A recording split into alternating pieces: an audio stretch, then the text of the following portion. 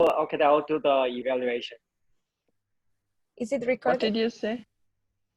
I'll be the evaluator, so someone can also do time. Either So I Sharon can or take Kristen. the time. Okay, perfect.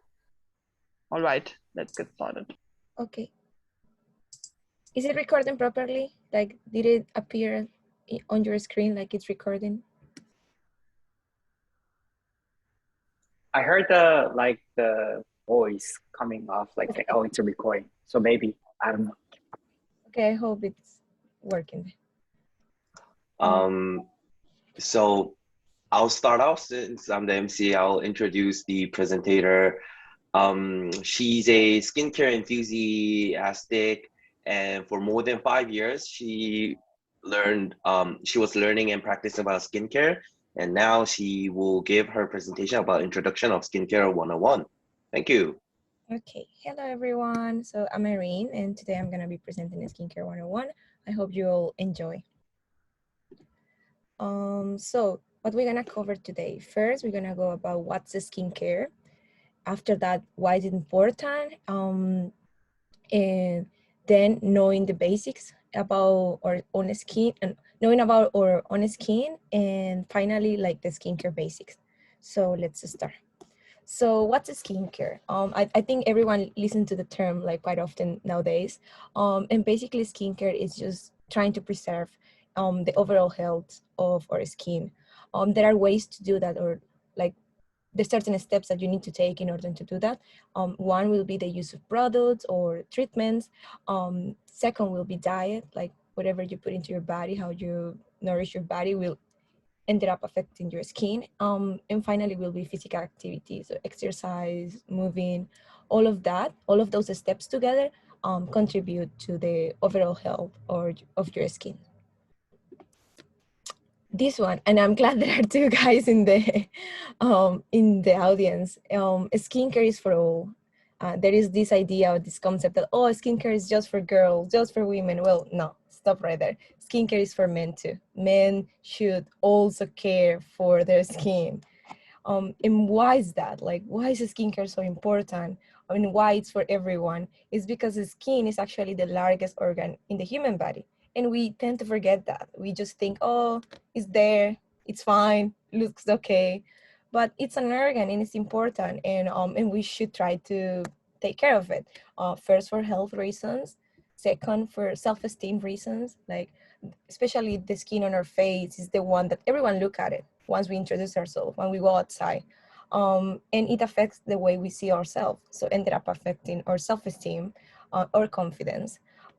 So that's the second reason. And finally, prevention. Like, it's way easier to prevent any damage than to fix whatever damage is already there. So if we start taking care of our skin right now, we start preventing, it will be a lot easier and better and long lasting than just if you start too late. Okay, so next one will be the types of skin. So everyone is different, so everyone have a different type of skin.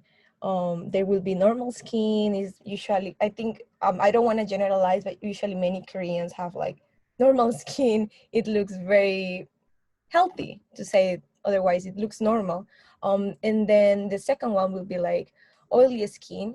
Oily skin usually tends to be a little bit like greasy, oily, and then we will see that sometimes there are like blemishes or pimples that can come out, because if you don't take care of that, then there is going to be a lot of growth of bacteria on your face that easily will result into pimples.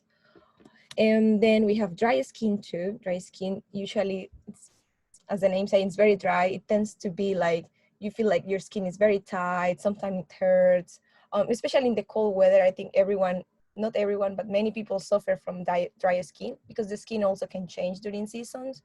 So it's important to know, so you can know which steps to take,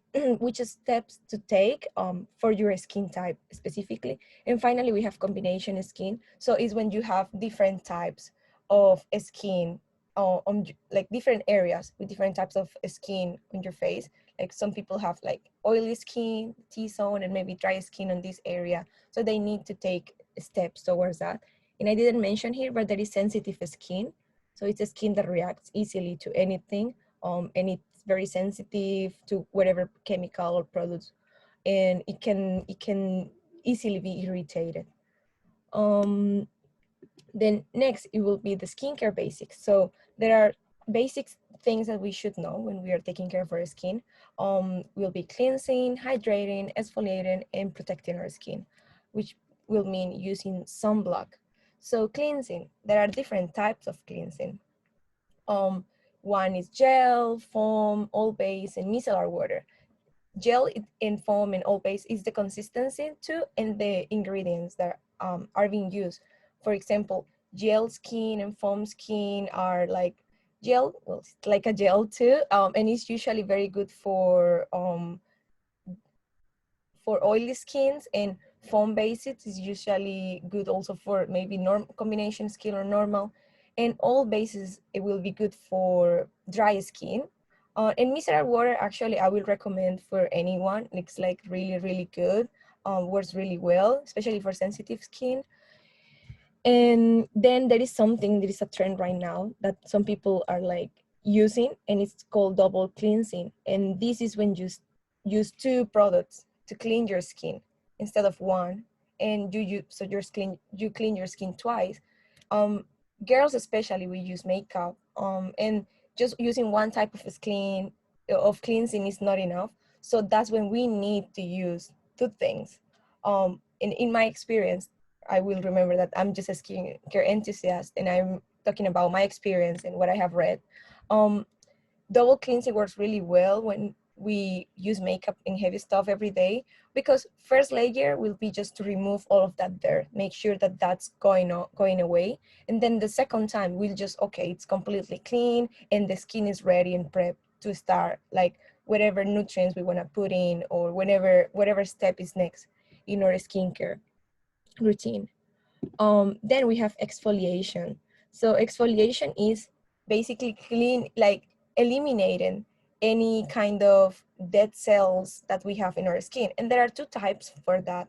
One is physical exfoliation. We see in the first picture, for example, this is physical traction. It will extract all of the dirt that we have. But actually physical exfoliation, like those nose strips and like scrubs, are actually very harming to our skin, and it can create like tiny lacerations, and propitiate the growth of unhealthy bacteria that will end up in pimples. So I wouldn't recommend that. There is chemical exfoliation, which is a more gentle way to clean your skin. You can do it 1 or 2 times a week. And for that, you can use acids like AHA and BHA, which are very gentle acids that you just put on your skin 1 or 2 times a week for 5-10 minutes according to extraction, and then you just rinse off.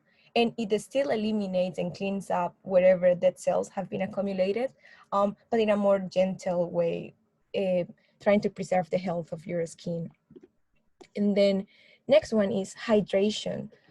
Hydration is super important, and we hear it a lot, like, oh, you need to hydrate your skin, but then that's it. So for hydration, you need to add moisture and keep moisture, because you wash your face, you strip all the moisture that was there. So you need to add the moisture, but once you add it, you need to lock it in, you need to keep it. If not, it will go away. And then, well, you didn't do much.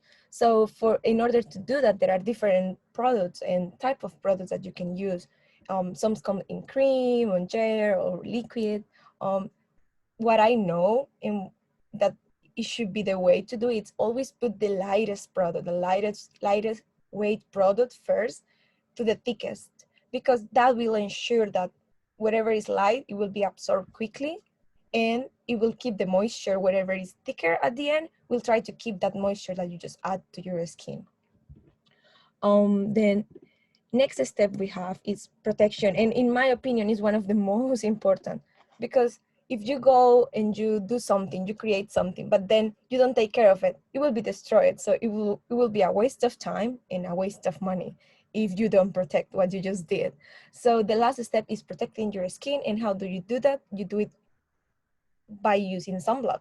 But this is something, okay, there are two types of sunblock, and not Many people know that, and sometimes they complain aloud. Oh, my sunblock leaves a white cast on my face. I don't like it. Or it's too thick, so uncomfortable. I hate it. Well, that's because there are two types and they work in different ways.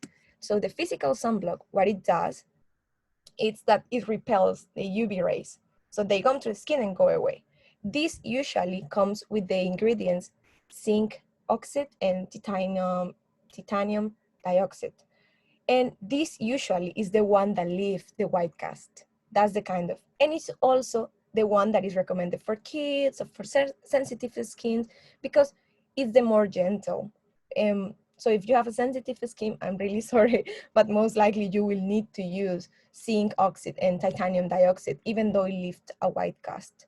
And then there is the chemical sunscreen that is just a bunch of chemicals together that go into your skin, you apply, usually it's more lightweight and doesn't leave the white cast. And what it does is change the way, is once the UV rays come to your skin, it changes the wave of it and transform it into heat, but this heat doesn't damage your skin. So it both sunscreen, if you see the bottle, oh, they look the same, but based on the ingredients, they will work in a different way. So it's super important to know that. And why is super important? Because some people complain about the texture or how this skin sunblock works. So it's super important if you know this, which one will work best for you and your needs. And why the sun is such a bad thing, people might say, if we need the sun for vitamin D and whatever. Yes, we do.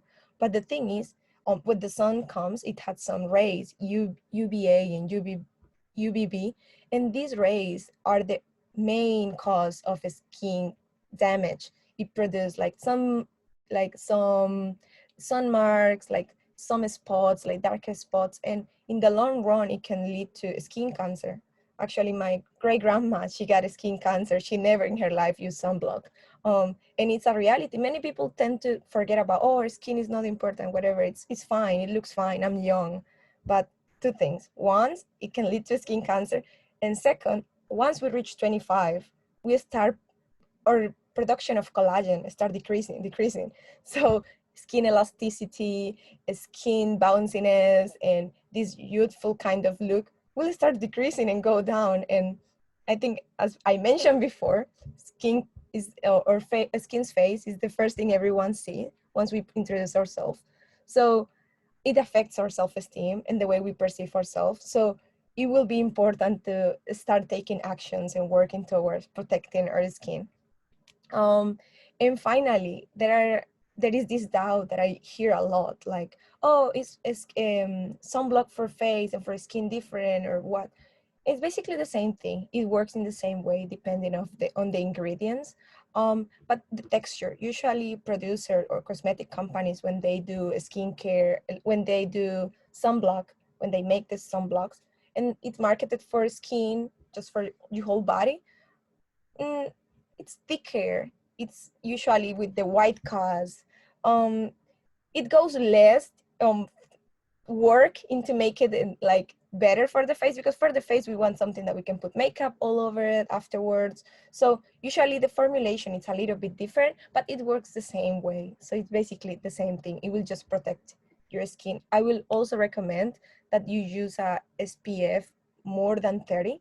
If you start with 30, it gives you like 90% of protection, if I'm not wrong. I might be mistaken, but it's not 100%. So the higher you go, the better protection it will be. But after 50, there is not so much of a difference.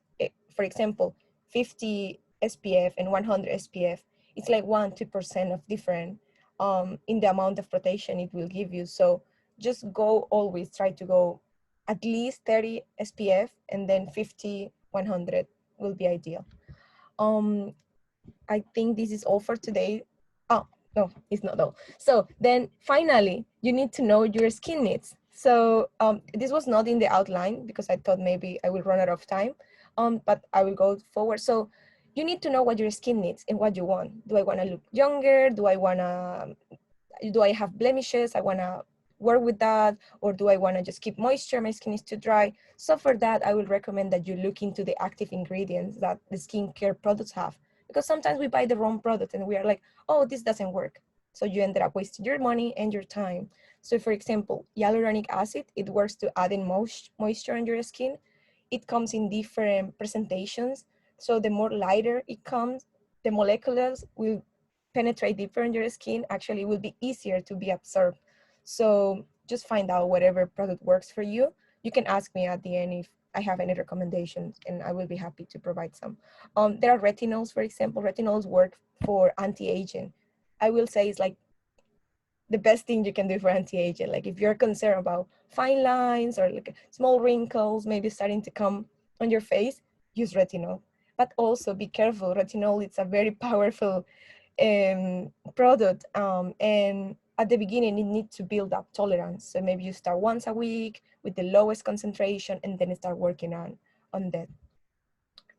And then I think I run out of time. But anyway, just keep it simple. Skincare, it's about creating a new habit. So keep it simple, and then you will stick to it. You can ask me more questions about the other products, maybe on cacao if you have any doubts. Thank you, everyone, for your time. Okay, thank you, Irene, for the wonderful presentation. It was quite fascinating. As a man who doesn't care about a lot of my skin, but after speaking on, are there any questions?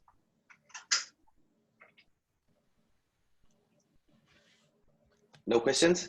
Yeah. Okay.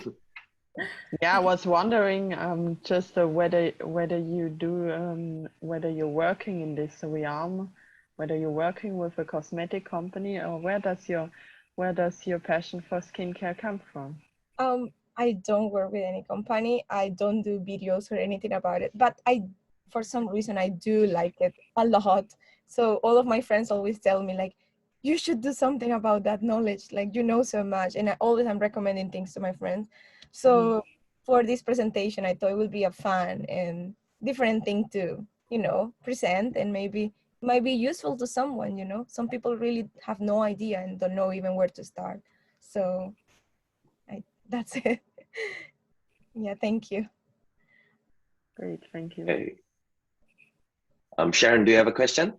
Yes. So hi, Irene. I really like the way you organize your slides and the structures. They are pretty clear and straightforward. And I'm especially interested in the hydration.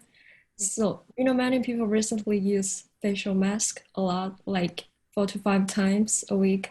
So do you have any suggestion of the frequency of using the facial masks? You are talking about the ones that come in like a paper sheet and you put on your face. Yeah. Yes. So actually those one, because what you're doing there is just literally putting a really big amount of product, and then it's being trapped, like no air is taking it away. It's just being trapped with the paper sheet and letting it absorb. You can do it as many times as you want. Like on winter, for example, I do it almost every day because my skin gets too dry and I need extra products. You can do it as much as you want any day. I will recommend to check the ingredient list when you're buying. So for example, I buy ones that have a lot of niacinamide seed as a fair ingredient during winter, because usually products come like with an ingredient list, huge one. The ones that go first are the highest concentrations that there is. So I want something that I know will work and will do really something for my skin, and not just have a lot of weird names there. So I check for that, and then I buy that one. And if I want vitamin C as the first ingredient, then I check, oh, it has vitamin C, and then I put it. And I don't see any contraindication as long as your skin doesn't react. Sometimes if you oversaturate your skin with product, it might have a counter reaction. So as I said, every skin is different. So if it works for you, just keep going. Like no problem with that, in my opinion. Thank you. Thank you. That's very helpful. Hey, Sane, do you have any questions too? I just have a comment as an evaluator. Oh, then So- I'll leave the room for you about 30 seconds late because I have a question too. So, Okay then. Yeah, okay. So as a man, like I usually shave like 3 or 4 times a week, and I usually get rashes a lot. I guess Sane could say a lot about that things too, but is there anything that I can do after if I get like rashes and it gets red after shaving? Do you have any products that you are using as a skincare routine now? Yeah, I usually use I don't know if this writes in English, but I use my skin lotion, Okay, yeah. and I use what is that? I only know in Korean, hydration cream, 수분 cream. Yes. Yeah, I use that. And oh, and also I put on aftershave Yeah, too.